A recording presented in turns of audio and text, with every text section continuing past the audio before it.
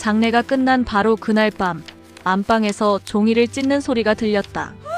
처음엔 상속 서류를 정리하는 소리인 줄 알았다. 하지만 바닥에 흩어진 종이 조각을 맞추는 순간 이 가족은 말을 잃었다. 그 종이는 재산 목록이 아니었다. 혼인관계 증명서였다. 그것도 한 장이 아니라 두 장이었다. 서로 다른 여자 이름, 겹치는 날짜. 그날 밤 이 가족은 아버지가 평생 숨겨온 이중혼의 사실을 처음 알게 된다. 그리고 그 사실을 가장 먼저 알고 있었던 사람은 새엄마였다. 지금부터 들려드릴 이야기는 상속 싸움이 아니다. 한 남자가 두 개의 가정을 만들고 떠난 뒤 남겨진 사람들이 그 진실과 마주하게 된 이야기다. 아버지 박준석의 장례는 오전에 끝났다. 장례식장을 나설 때까지도 가족들은 거의 말을 하지 않았다. 상복을 입은 채 집으로 돌아오는 차 안에서는 라디오 소리만 흐르고 있었다. 누군가 말을 꺼내면 무너질 것 같은 분위기였다. 집에 도착하자 거실에는 여전히 향냄새가 남아 있었다. 제사 음식은 정리되지 않은 채 식탁 위에 놓여 있었고 국화 꽃잎 몇 장이 바닥에 떨어져 있었다. 영정 사진은 벽 한가운데 그대로 걸려 있었다. 아버지의 얼굴은 평온해 보였지만 그 아래에 서 있는 사람들의 표정은 그렇지 않았다. 장남 박성우는 소파에 앉아 넥타이를 느슨하게 풀었다. 딸 박지연은 가방을 내려놓고 식탁 쪽을 바라봤다. 막내 박민수는 부엌에서 물을 한 컵 따라 마셨다. 누구도 먼저 자리에 앉으려 하지 않았다. 그 침묵을 가장 먼저 깬 사람은 새엄마 최은정이었다. 그녀는 장례식 내내 울음을 보이지 않았다. 검은 옷차림은 단정했고 얼굴에는 화장이 흐트러진 흔적도 없었다. 최은정은 가방을 열더니 검은 파일 하나를 꺼냈다. 파일은 거실 테이블 한가운데 놓였다. 서류가 테이블에 닿는 소리는 유난히 크게 들렸다. 그 안에는 이미 정리된 문서들이 차례대로 들어있었다. 부동산 등기부 사본, 예금 계좌 목록, 보험 증서, 그리고 상속 예상 분할표까지 포함돼 있었다. 장례가 끝난 지 몇 시간도 지나지 않은 시점이었다. 아무도 아직 상속 이야기를 꺼내지 않았는데 서류는 이미 준비돼 있었다. 박성우는 그 점에서 이상함을 느꼈다. 서류를 넘기던 손이 잠시 멈췄다. 출력 날짜가 눈에 들어왔다. 아버지가 병원 침대에 누워 의식이 거의 없던 시기의 날짜였다. 박지연은 혼인관계 증명서 사본을 집어들었다. 그녀는 날짜와 주소를 번갈아 확인했다. 가족이 알고 있던 재혼 시점보다 훨씬 이른 날짜가 찍혀 있었다. 주소지도 지금 살고 있는 집과 달랐다. 박민수는 달력을 다시 펼쳐 그 시기를 확인했다. 그때 아버지는 장기 출장이라며 집을 비웠던 시기였다. 그 시기에는 전화도 잘 받지 않았고 집에 거의 들어오지 않았다. 그저 일이 많다고만 말하던 때였다. 서류 봉투 안에는 또 다른 작은 봉투가 접혀들어 있었다. 봉투 겉면에는 가족이 처음 보는 여자 이름이 적혀 있었다. 아무도 그 이름을 소리내어 읽지 않았다. 최은정은 그 봉투를 보자마자 시선을 피했다. 그리고 짧게 말했다. 이건 나중에 정리하면 돼요. 그 말 한마디로 분위기는 완전히 바뀌었다. 박성우는 최은정이 무언가를 숨기고 있다는 걸 직감했다. 박지연은 서류를 다시 파일 안에 넣지 않았다. 박민수는 부엌에서 돌아와 거실 한가운데에 섰다. 그날 밤 이 집에서는 아무도 깊이 잠들지 못했다. 거실에 놓인 검은 파일은 그대로였다. 그리고 안방에서는 이 가족이 아직 모르는 또 다른 비밀이 조용히 정리되고 있었다. 밤이 깊어지자 집안의 불은 하나둘씩 꺼졌다. 거실에는 스탠드 조명만 희미하게 남아 있었고 낮 동안 치우지 못한 서류 파일은 테이블 위에 그대로 놓여 있었다. 상복은 각자의 방문 앞에 가지런히 걸려 있었지만 누구도 곧바로 잠자리에 들지는 못했다. 집안은 조용했지만 그 조용함은 편안함과는 거리가 멀었다. 자정이 가까워질 무렵 박지연은 방문을 닫지 않은 채 침대에 앉아 있었다. 불을 끈 방 안에서 그녀는 천장을 바라보고 있었고 낮에 봤던 서류들이 머릿속에서 계속 떠올랐다. 혼인관계 증명서의 날짜, 주소, 봉투에 적힌 낯선 이름. 하나같이 설명되지 않은 채 남아 있었다. 그때였다. 안방 쪽에서 아주 작은 소리가 났다. 처음에는 금속이 서로 스치는 소리처럼 들렸다. 이어 종이를 넘기는 소리가 났고 잠시 후에는 분명히 종이가 찢어지는 소리가 들려왔다. 박지연은 몸을 일으켰다. 소리는 한 번으로 끝나지 않았다. 일정한 간격을 두고 반복됐다. 마치 누군가 의도적으로 문서를 정리하고 있는 것처럼 느껴졌다. 복도 끝방에 있던 박성훈도 같은 소리를 들었다. 그는 조용히 방문을 열고 복도로 나왔다. 집안의 모든 불은 꺼져 있었지만 안방 문틈 아래로 불빛이 새어나오고 있었다. 그 불빛은 잠깐 켜졌다가 꺼지기를 반복했다. 박민수 역시 잠에서 깨어났다. 그는 휴대전화를 켜 시간을 확인한 뒤 침대에서 내려와 방문을 열었다. 세 사람은 말없이 복도에 모였다. 서로 눈을 마주쳤지만 아무도 먼저 입을 열지 않았다. 안방에서는 다시 종이가 찢어지는 소리가 났다. 이번에는 이전보다 더 크게 들렸다. 뒤이어 기계음 같은 소리가 섞였다.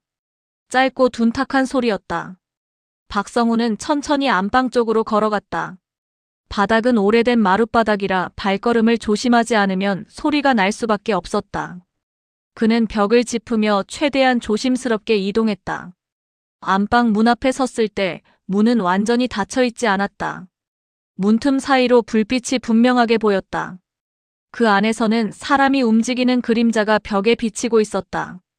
그림자는 서류를 들었다 내려놓는 동작을 반복하고 있었다. 그리고 그 아래에는 또 다른 그림자가 있었다. 작은 기계 같은 형태였다.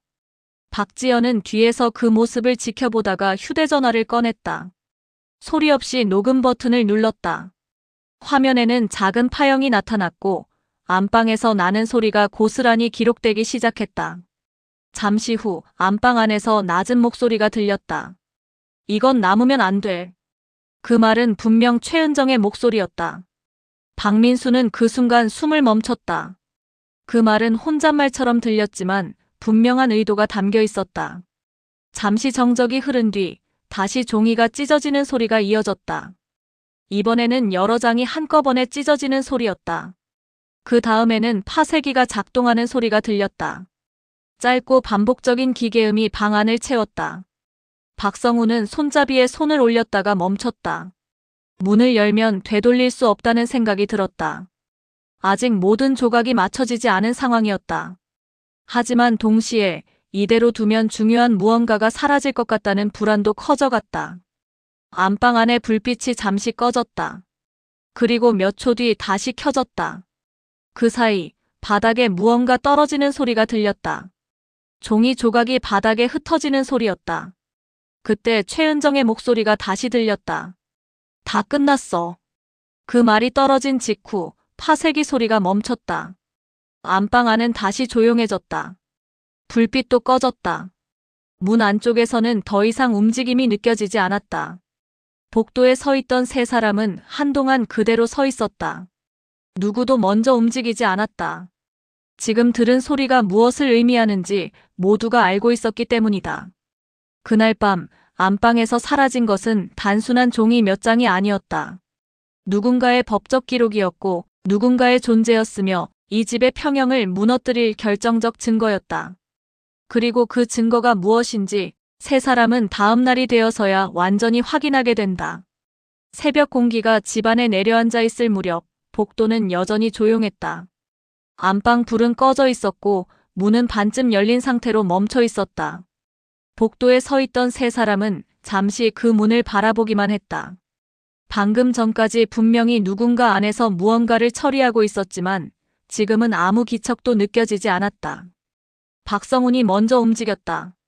그는 조심스럽게 안방 문을 완전히 열었다. 문은 삐걱거리는 소리도 내지 않고 열렸다. 안방 안은 정리된 것처럼 보였지만 바닥을 보는 순간 상황은 달라졌다. 바닥에는 잘게 찢긴 종이 조각들이 흩어져 있었다. 하얀 종이 위에 찍힌 검은 글자들이 여기저기 끊어진 채 남아 있었다. 침대 옆에는 파쇄기가 놓여 있었고 전원은 이미 꺼진 상태였다.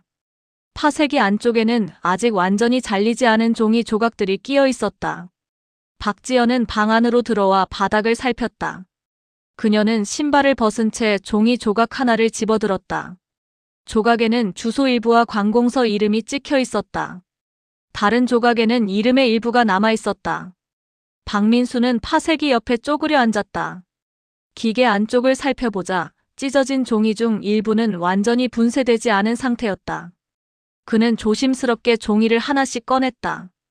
찢긴 조각들을 손바닥 위에 올려놓자 문서의 성격이 조금씩 드러나기 시작했다. 종이 조각들을 바닥 위에 펼쳐 맞추는 작업은 생각보다 오래 걸렸다. 글자들은 중간중간 끊겨 있었지만 문서 상단의 형식은 익숙했다. 공식 서류에서만 사용하는 정렬과 문단 구조였다. 몇 개의 조각이 이어지자 제목이 드러났다. 혼인관계 증명서. 박지연은 그 단어를 확인한 뒤 손을 멈췄다. 그 문서가 이미 한 번 낮에 테이블 위에 있었던 서류와 같은 종류라는 사실을 떠올렸다. 하지만 바닥에 흩어진 이 서류는 낮에 보았던 것과는 다른 것이었다. 조각을 더 맞추자 이름 일부가 이어졌다. 최은정의 이름이 아니었다. 성은 같았지만 이름은 전혀 달랐다. 주소 또한 다른 지역으로 되어 있었다. 발급 날짜를 확인할 수 있는 조각이 나왔다. 날짜는 지금으로부터 12년 전이었다. 그 시기 아버지는 이미 최은정과 혼인 중이었다. 이 문서는 존재해서는 안 되는 문서였다. 박성우는 방 안을 둘러봤다. 금고는 열려 있었고 안에는 빈 공간이 많았다. 서류를 보관하던 파일 몇 개가 사라진 흔적이 있었다. 서랍 안쪽에는 찢기다 만 종이 몇 장이 구겨져 들어가 있었다. 박민수는 그 종이를 꺼내 조심스럽게 펼쳤다. 그 종이에는 어린아이의 이름이 적혀 있었다. 출생신고서 일부였다. 붙일란에는 분명히 박준석이라는 이름이 적혀 있었다.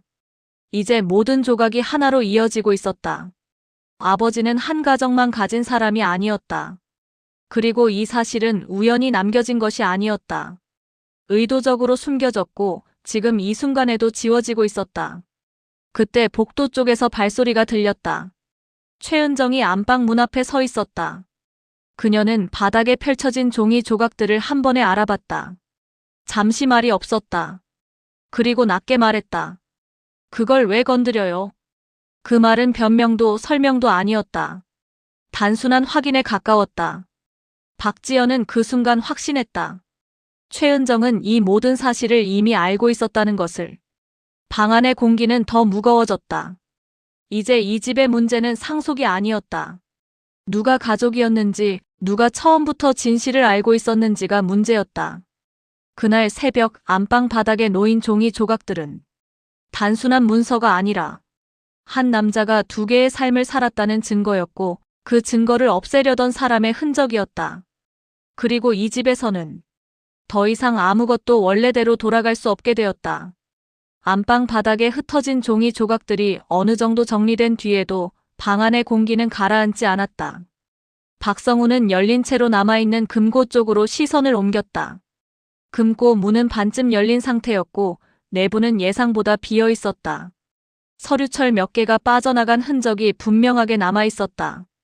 금고 안쪽에는 작은 통장 하나와 두꺼운 사진 봉투가 남아 있었다. 박성우는 먼저 통장을 꺼냈다. 통장은 오래된 것이었지만 관리 상태는 깔끔했다.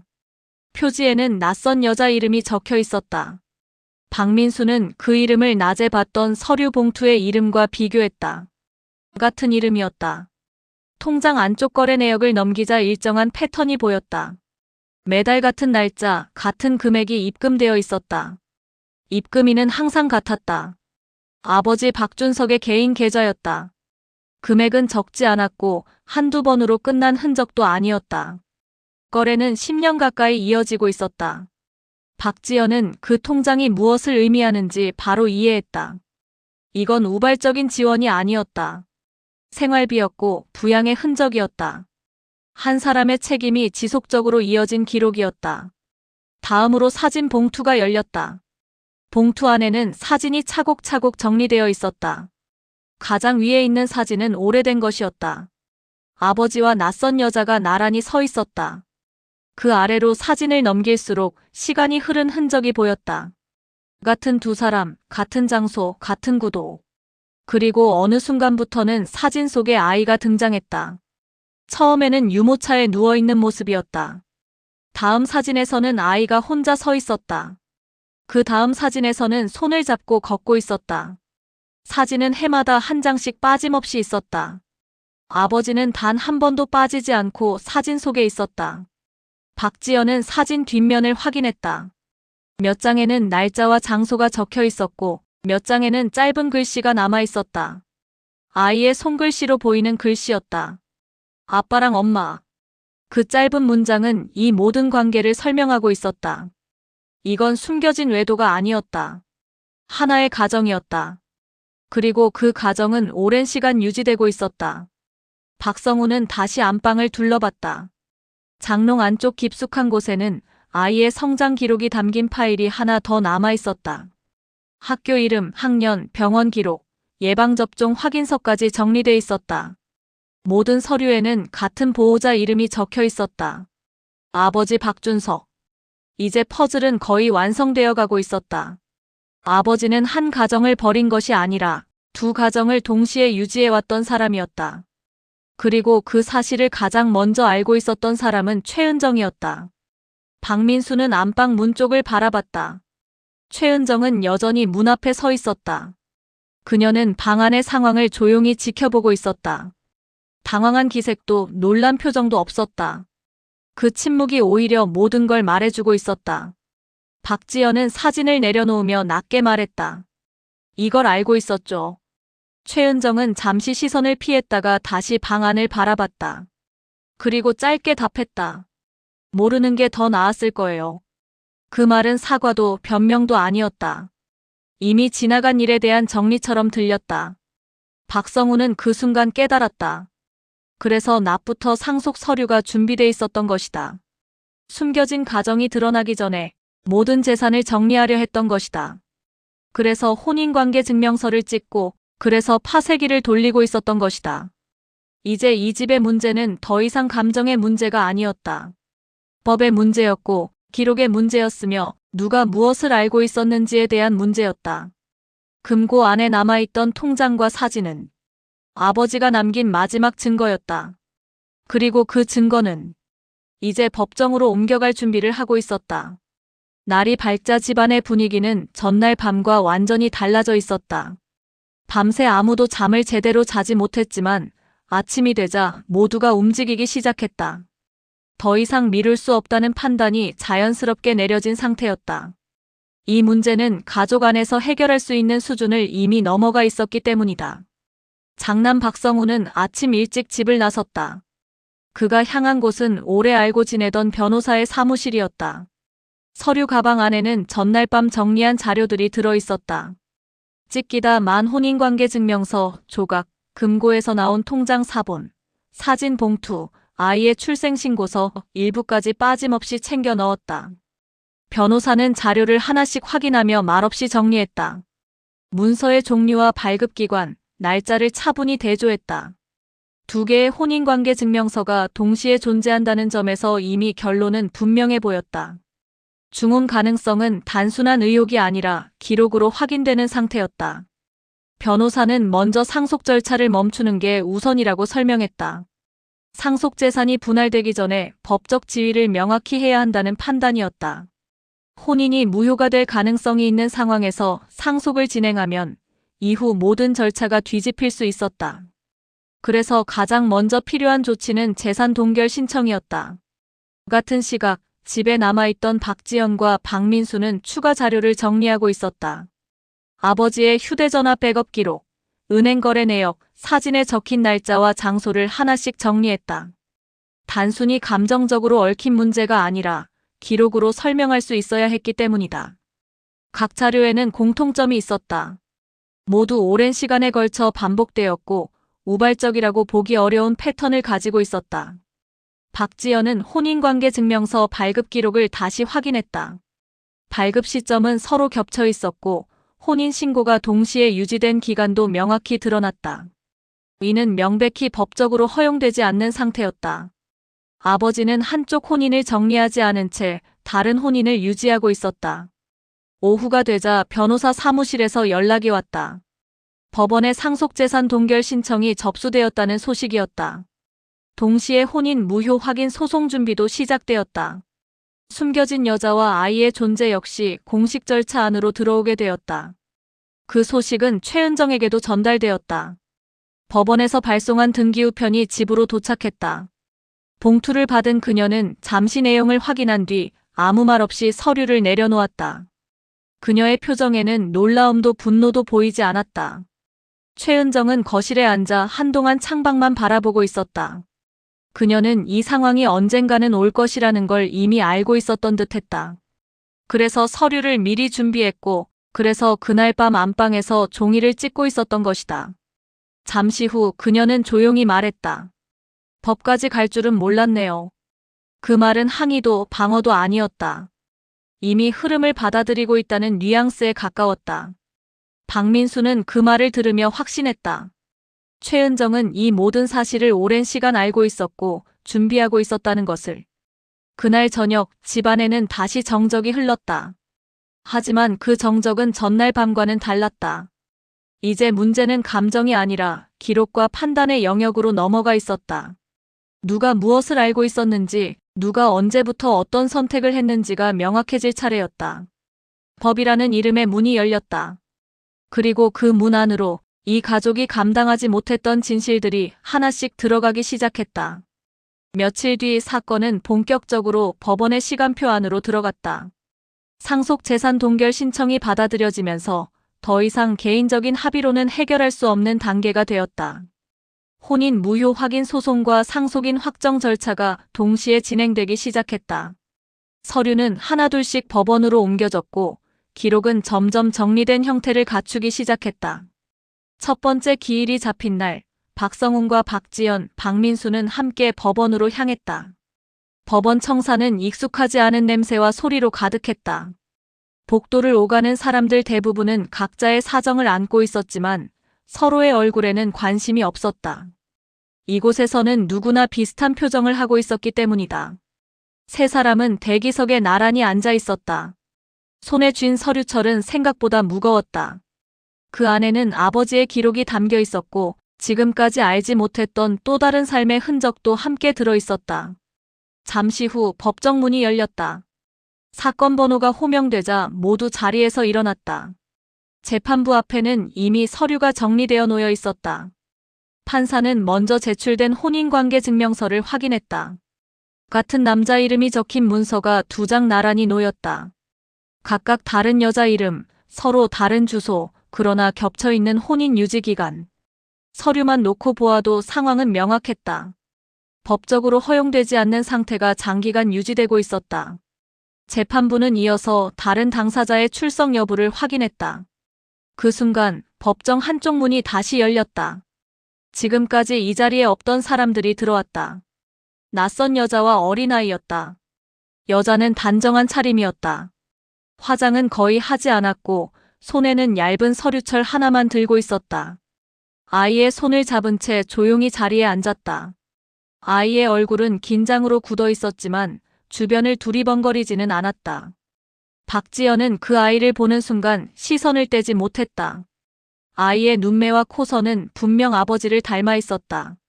사진 속에서만 보았던 얼굴이 실제로 눈앞에 있었다. 이제 더 이상 부정할 수 없는 현실이 되어 있었다. 재판부는 추가로 제출된 자료를 확인했다. 아이의 출생신고서였다. 부친란에는 박준석이라는 이름이 명확하게 적혀 있었다. 신고 시점은 혼인관계가 중첩된 기간이었다. 또한 숨겨진 가족 측에서 제출한 생활기록도 함께 검토됐다. 통장 거래 내역, 의료기록, 학교 서류, 보호자 서명까지 모두 일관된 이름이 반복되고 있었다. 아버지는 단순히 관계만 유지한 것이 아니라 법적으로나 현실적으로 보호자 역할을 수행하고 있었다. 판사는 서류를 내려놓고 잠시 정리를 했다. 그리고 중혼 여부에 대한 법적 판단이 불가피하다는 점을 분명히 했다. 이 사안은 단순한 상속 분쟁이 아니라 혼인 자체의 유효성 문제라는 설명이었다. 그 과정에서 최은정의 입장도 언급되었다. 최은정은 법정 뒤편에 앉아 있었지만 한 번도 고개를 들지 않았다. 그녀의 서류 역시 이미 제출된 상태였다. 하지만 추가로 설명할 내용은 거의 없었다. 재판부는 다음 절차를 고지하며 말했다. 혼인 무효 여부를 먼저 판단하겠습니다. 그 말은 이 재판의 방향을 분명히 했다. 누가 얼마를 받느냐의 문제가 아니라 누가 법적으로 배우자였는지를 먼저 가려야 하는 단계였다. 재판이 잠시 휴정에 들어가자 법정 안은 조용해졌다. 사람들은 각자 자리에서 움직이지 않았다. 박성우는 서류철을 다시 정리했다. 박민수는 손을 무릎 위에 올려놓은 채 고개를 숙였다. 박지연은 다시 아이를 바라봤다. 아이는 어른들의 표정을 살피듯 주변을 둘러보고 있었다. 이 상황이 왜 벌어졌는지 이해하지 못한 채 단지 어른들의 결정에 따라 이 자리에 와 있는 존재였다. 그날 법정에서 분명해진 사실은 하나였다. 아버지는 2개의 가정을 만들었고 그 흔적은 어느 하나도 완전히 지워지지 않았다는 점이었다. 이제 남은 건 판단이었다. 기록이 말하는 사실을 법이 어떻게 정리할 것인지에 대한 문제였다. 그리고 그 판단은 이 집의 구조를 완전히 바꿔놓게 될 예정이었다. 휴정이 끝난 뒤 법정의 공기는 이전보다 더 무거워졌다. 재판부가 다시 입장하자 방청석에 앉아있던 사람들은 일제히 자세를 고쳐 앉았다. 서류를 넘기는 소리와 의자를 끄는 소리만 잠시 울렸고 곧 법정은 조용해졌다. 이제는 더 이상 추가 자료를 제출하는 단계가 아니었다. 기록은 충분했고 판단을 내릴 시간이었다. 재판부는 먼저 혼인관계에 대한 사실관계를 정리했다. 같은 남자 이름으로 2개의 혼인관계 증명서가 동시에 유효했던 기간이 명확히 특정되었다. 각 혼인은 모두 관할 관청에 정상적으로 신고되어 있었고 어느 한쪽도 법적으로 정리된 흔적은 없었다. 즉, 2 혼인은 동시에 유지되고 있었다. 이는 단순한 착오나 행정상의 오류로 보기 어려운 상태였다. 기간은 짧지 않았고 단발적인 사건도 아니었다. 오랜 시간 반복적으로 유지된 구조였다. 아버지 박준석은 2명의 배우자를 동시에 둔 상태로 생활을 이어왔다. 재판부는 이어 숨겨진 가족에 대한 자료를 다시 확인했다. 아이의 출생신고서, 의료기록, 학교 관련 서류, 보호자 서명까지 모두 일관된 이름이 적혀 있었다. 아버지는 법적으로나 실질적으로 아이의 보호자 역할을 수행하고 있었다. 이는 혼인관계의 실질성을 판단하는 데 중요한 요소였다. 그 다음으로 검토된 것은 최은정의 지위였다. 그녀는 법정 내내 별다른 의견을 내지 않았다. 제출된 서류 외에 추가로 주장할 내용도 없었다.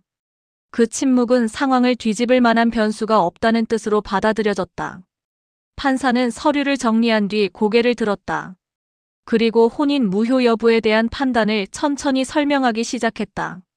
중혼 상태에서 이루어진 혼인은 민법상 무효에 해당하며 그 혼인이 어느 쪽인지에 대한 판단은 혼인의 실질과 시점을 기준으로 이루어진다는 점을 분명히 했다. 기록상 먼저 성립한 혼인은 숨겨진 가족 쪽이었다. 그 이후에 유지된 혼인은 중혼 상태에서 이루어진 것으로 판단되었다. 이에 따라 최은정과의 혼인 관계는 법적으로 효력이 없다는 결론에 이르렀다. 그 판단은 곧바로 상속구조에도 영향을 미쳤다. 법적 배우자로서의 지위가 인정되지 않는 경우 상속권 역시 성립하지 않기 때문이다. 이는 단순한 비율 조정이 아니라 지위 자체의 상실을 의미했다. 판사는 최종 판단을 정리하며 짧게 말했다. 해당 혼인은 무효입니다. 그 한 문장으로 법정 안의 공기는 완전히 달라졌다. 최은정은 고개를 들지 않았다. 그녀의 손은 무릎 위에서 미세하게 움직였지만 표정에는 큰 변화가 없었다. 이미 예상하고 있었던 결과처럼 보였다. 재판부는 이어 상속인 범위를 재확정했다. 숨겨진 가족과 아이는 법적 상속인으로 인정되었다. 반면 최은정은 상속인 명단에서 제외되었다. 기존에 제출되었던 상속 분할표는 모두 효력을 상실했다. 아버지 사망 이후 최은정 명의로 이동된 자금 역시 문제로 언급되었다. 그 자금은 상속 절차 이전에 이동된 것이었고 혼인 무효가 확정될 경우 반환 대상이 될 수 있다는 점이 명시되었다. 추가적인 민사 절차가 필요하다는 설명도 덧붙여졌다. 그날 판결은 끝이 아니었다. 오히려 시작에 가까웠다. 법은 혼인의 유효성을 정리했을 뿐 그로 인해 발생한 모든 결과를 한 번에 해결해주지는 않았다. 법정 밖으로 나오자 복도는 한산했다. 숨겨진 가족은 아이의 손을 잡고 조용히 건물을 빠져나갔다. 남매는 그 모습을 멀리서 지켜봤다. 그들의 표정에는 환희도 분노도 없었다. 박지연은 그 순간 분명히 느꼈다. 이 판결은 누군가의 승리가 아니라 한 사람의 거짓이 공식적으로 정리된 결과라는 것을. 최은정은 마지막으로 법정을 나섰다. 그녀는 아무 말도 하지 않았고 기자도 방청객도 그녀를 붙잡지 않았다. 그날로 그녀는 법적으로 이 가족과 아무 관계가 없는 사람이 되었다. 판결문은 그렇게 이중훈이라는 구조를 끊어냈다. 하지만 그 여파는 이제 막 현실 속으로 퍼져나가기 시작하고 있었다. 판결이 내려진 다음 날 집안은 이상하리만큼 조용했다. 그동안 집을 채우고 있던 긴장감이 사라진 자리에는 공허함만 남아 있었다. 아버지의 영정사진은 아직 거실 벽에 걸려 있었지만 더 이상 제자리를 지키고 있다는 느낌은 들지 않았다. 법원이 정리한 것은 혼인관계였지만 집안에 남은 흔적들은 아직 정리되지 않은 상태였다. 최은정은 이른 아침 짐을 싸기 시작했다. 그녀의 짐은 생각보다 많지 않았다. 옷 몇 벌과 개인 물품, 그리고 작은 캐리어 하나가 전부였다. 이 집에 오래 살았음에도 불구하고 그녀의 흔적은 의외로 얕았다. 박성우는 거실에서 그 모습을 지켜보고 있었다. 그는 도와주겠다는 말도 떠나라는 말도 하지 않았다. 이미 법이 모든 말을 대신해준 상황이었다. 박지영과 박민수 역시 각자의 자리에서 조용히 움직이고 있었다. 짐을 싸는 동안 최은정은 집안을 한 번도 둘러보지 않았다. 마치 이미 마음속에서 이 공간을 정리해둔 사람처럼 행동했다. 그녀는 캐리어 지퍼를 끝까지 올린 뒤 현관에 세워두었다. 그리고 마지막으로 거실을 한번 바라봤다. 그 시선은 영정사진에서 잠시 멈췄다. 그녀는 사진 앞에서 오래 서 있지 않았다. 고개를 숙이지도 손을 모으지도 않았다. 그저 확인하듯 한번 바라보고 시선을 돌렸다. 현관문 앞에서 그녀는 처음으로 입을 열었다. 이 집에 들어온 게 잘못이었네요. 그 말은 후회처럼 들렸지만 동시에 변명처럼도 들렸다. 누구도 그 말에 답하지 않았다. 대답이 필요한 말이 아니었기 때문이다. 문이 닫히는 소리는 생각보다 크게 울렸다. 그 소리는 이 집에서 최은정이라는 사람이 완전히 빠져나갔다는 신호처럼 들렸다. 현관문이 닫힌 뒤에도 한동안 아무도 움직이지 않았다. 집안의 공기가 다시 한번 바뀌고 있었다. 이후 집 정리는 빠르게 진행됐다. 상속재산 재분배 절차에 따라 집은 매각 대상이 되었다. 부동산 중개인이 다녀갔고 집 안 곳곳에 붙어있던 개인 물품들은 하나씩 정리됐다. 아버지의 옷장은 비워졌고 서랍 속 서류들도 모두 박스에 담겼다. 박민수는 안방 금고를 다시 닫았다. 금고 안에는 이제 아무것도 남아있지 않았다. 서류도 사진도 통장도 모두 법원의 관리 대상으로 넘어갔다. 그 공간은 텅 비어 있었지만 오히려 극에 어울리는 상태처럼 보였다. 박지연은 사진 액자를 하나씩 내려놓았다. 가족사진, 여행사진, 기념일 사진들이 모두 상자 안으로 들어갔다. 사진 속에서 웃고 있던 아버지의 모습은 이제 과거의 기록일 뿐이었다. 그 사진들 속에는 두 개의 삶이 동시에 담겨 있었음을 이제야 알게 되었기 때문이다. 집안에서 가장 늦게 정리된 것은 거실이었다. 사람들이 가장 오래 머물렀던 공간이었고 가장 많은 말이 오갔던 장소였기 때문이다. 하지만 지금의 거실은 더 이상 대화를 요구하지 않았다. 박성우는 거실 한가운데 서서 잠시 멈춰 섰다. 이 집에서 가족이라고 불렸던 시간들이 머릿속을 스쳤다. 그 시간들 중 일부는 진실이었고 일부는 누군가가 만들어 놓은 거짓 위에 세워진 것이었다. 그는 짧게 말했다. 이제 끝이네. 그 말은 선언이라기보다는 확인에 가까웠다. 누구도 반박하지 않았다. 이 집에서 벌어졌던 모든 일은 이미 기록으로 남아 있었고 되돌릴 수 없는 단계까지 와 있었기 때문이다. 집은 비워지고 있었다. 가구는 그대로였지만 의미는 사라지고 있었다. 벽에 남은 못자국과 바닥에 남은 흔적만이 이곳에 누군가 살았다는 사실을 증명하고 있었다. 그날 저녁 집안에는 불이 하나만 켜져 있었다. 그리고 그 불빛 아래에서 이 가족은 처음으로 아버지가 없는 집의 모습을 마주하고 있었다. 집이 비워진 지 사흘째 되던 날, 박지연에게 한 통의 전화가 걸려왔다. 발신 번호는 낯설었고 통화 기록에도 남아있지 않은 번호였다. 그녀는 잠시 망설이다가 전화를 받았다. 전화를 끊고 난 뒤 지연의 얼굴은 눈에 띄게 굳어 있었다. 그 전화는 법원 가사조정실에서 걸려온 것이었다. 판결과 직접적인 관련은 없지만 후속 절차와 관련된 안내라고 했다. 다만 통화 말미에 담당자가 덧붙인 한 문장이 지연의 머릿속에서 계속 맴돌고 있었다. 기록상 아직 정리되지 않은 이해관계인이 한 명 더 있다는 말이었다. 지연은 곧바로 오빠 박민수에게 연락했다. 민수 역시 같은 전화를 받았다는 사실이 확인됐다. 두 사람은 약속이나 한 듯 그날 오후 법원 근처 카페에서 만났다. 테이블 위에는 커피 2잔과 아직 열지 않은 서류 봉투 하나가 놓여 있었다. 봉투 안에는 추가 확인 요청서와 함께 간단한 메모가 들어 있었다. 이름, 출생연도, 그리고 보호자 정보. 이름을 본 순간 민수는 숨을 멈춘 듯 굳어졌다. 그 이름은 처음 보는 이름이 아니었기 때문이다. 그 이름은 아버지의 개인 수첩에서 한 번, 그리고 법정에서 판사가 꺼냈던 사진 뒷면에서 한 번, 의미 없이 적혀있던 바로 그 이름이었다. 박지연은 그 이름 아래 적힌 출생연도를 다시 확인했다. 아버지가 2번째 혼인신고를 했다는 시기와 정확히 겹쳐 있었다. 계산은 복잡하지 않았다.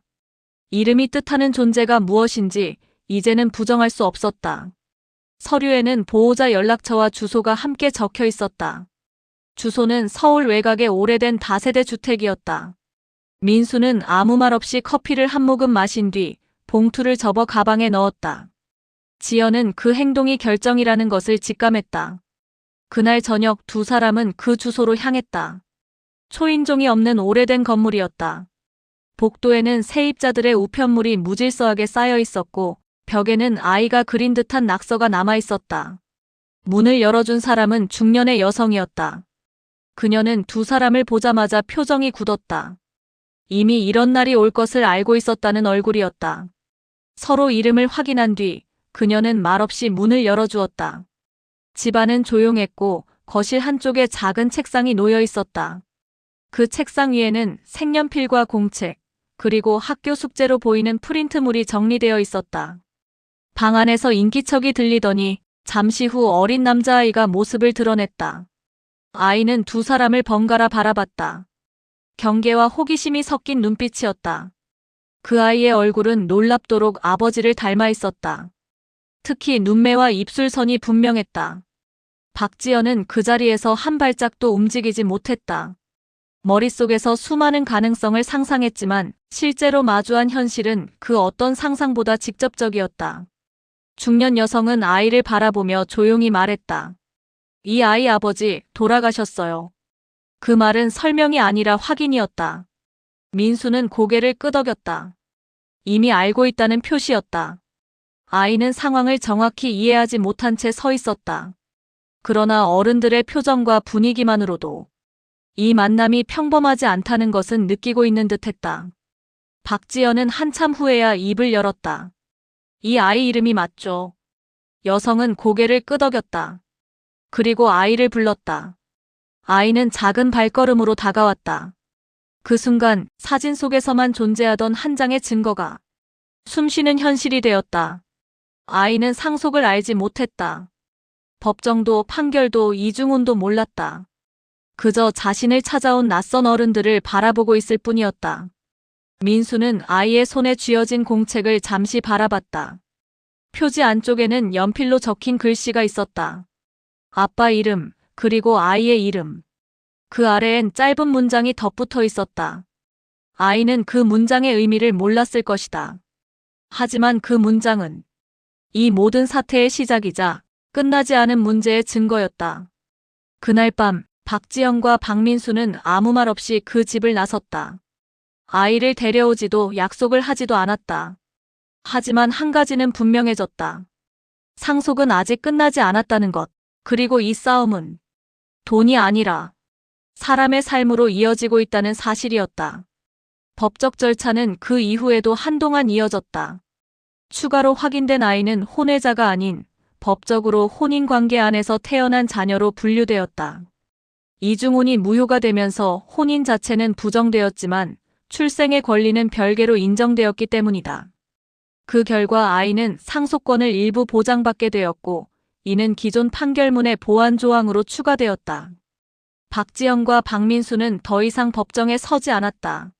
서류는 변호사를 통해 오갔고 결정은 종이 위에서 정리되었다. 이 과정에서 남매가 한 일은 단 하나였다. 아이의 몫을 다투지 않는다는 확인서에 서명하는 것이었다. 그 선택은 주변의 만류를 불러왔다. 상속 비율이 줄어드는 결정이었고 법적으로 끝난 싸움을 다시 꺼낼 이유도 없었다. 하지만 두 사람은 계산을 다시 하지 않았다. 그 아이는 잘못이 없었다. 태어난 방식도 숨겨진 존재가 된 이유도 모두 어른들의 선택에서 비롯된 것이었다. 그 사실 하나만으로도 판단은 충분했다. 아이의 양육은 기존 보호자가 그대로 맡았다. 대신 일정 금액의 상속 재산이 신탁 형태로 관리되었다. 성인이 될 때까지 사용할 수 없도록 설정된 구조였다. 법원은 이 결정을 현실적인 타협이라고 표현했다. 박민수는 그 표현이 마음에 들지 않았다. 이 문제를 타협으로 부르는 순간 누군가의 삶이 흥정의 대상이 되는 것처럼 느껴졌기 때문이다. 그는 서류에 서명한 뒤 한동안 펜을 내려놓지 못했다. 집은 결국 매각되었다. 부동산 계약이 완료된 날, 세 사람은 다시 한번 그 집에 모였다. 이제는 더 이상 소유도 분쟁도 남아있지 않은 공간이었다. 가구는 대부분 비워졌고 벽에는 못자국만 남아있었다. 영정사진은 이미 내려진 상태였다. 집은 더 이상 기억을 보관하는 장소가 아니었다. 박지연은 마지막으로 거실 창문을 열었다. 바람이 들어오며 커튼이 크게 흔들렸다. 이 집에서 벌어졌던 일들이 그 바람에 함께 빠져나가는 것처럼 느껴졌다. 그녀는 조용히 말했다. 이제 진짜 끝났네. 그 말에 누구도 반응하지 않았다. 끝이라는 말은 확인이 아니라 다짐에 가까웠기 때문이다. 아이와는 더 이상 직접 만나지 않았다. 연락도 방문도 없었다. 다만 매년 한 번 신탁 보고서를 통해 아이가 잘 자라고 있다는 사실만 확인할 뿐이었다. 박민수는 그게 가장 올바른 거리라고 생각했다. 가까워지면 상처가 되고 멀어지면 책임을 잊게 되는 거리. 그 중간 어디쯤에 머무는 선택이었다. 시간이 흘러 이 사건은 주변 사람들의 기억에서도 점점 흐려졌다. 법정 사진은 기사 속에서 사라졌고 이중혼이라는 단어도 새로운 사건들에 묻혔다. 그러나 당사자들의 삶에서는 달랐다. 박지연은 결혼을 미루게 되었고 박민수는 가족이라는 단어를 쉽게 꺼내지 않게 되었다. 각자의 방식으로 여파를 안고 살아가고 있었다. 아버지의 이름은 더 이상 자주 언급되지 않았다. 존경도 원망도 아닌 그저 과거의 한 인물로 남았다. 두 개의 삶을 살았던 사람으로. 이중호는 끝났다. 법적으로도 형식적으로도 정리되었다. 하지만 그로 인해 생긴 관계와 책임은 누구도 대신 정리해주지 않았다. 남겨진 사람들은 각자의 몫을 감당하며 살아갈 뿐이었다. 그것이 이 이야기의 마지막이었다.